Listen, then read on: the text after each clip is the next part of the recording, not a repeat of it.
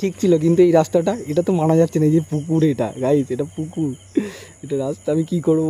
ঠিক আছে চলো, আজকে এটা কিছু করতে চলেছি, দেখাই কি করি। কতটা জল হবে কে জানে, পড়ে গেলে গেল। আরে জল,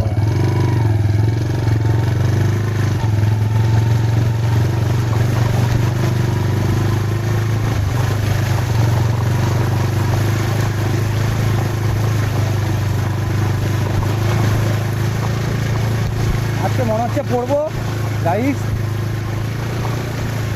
পুরো বন্যা হয়ে গেছে। ঠিক আছে,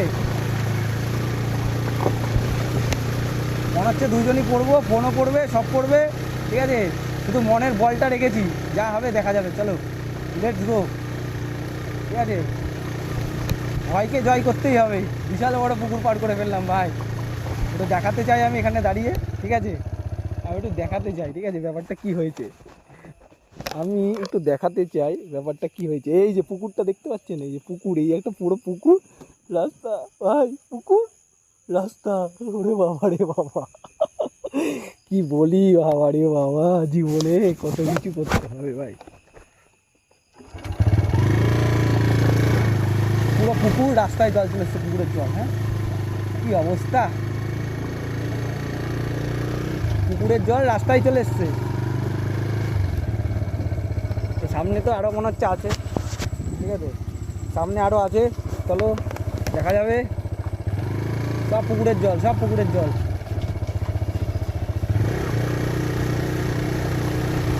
সব পুকুরের জল এগুলো।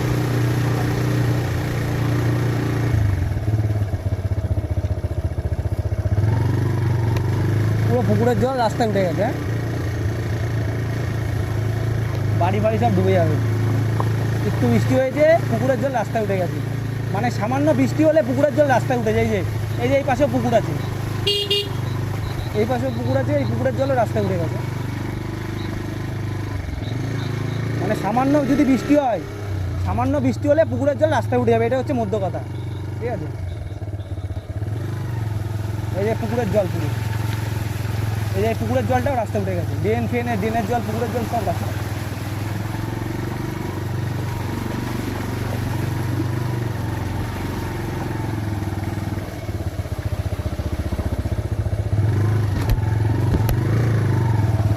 আমি পার করে চলে আসলাম, কিছু করার নেই, কারণ আমি গাড়ি পা রাখতে পারবো না, তার জন্য আবার গাড়ি ঘোরাতে হবে আমার।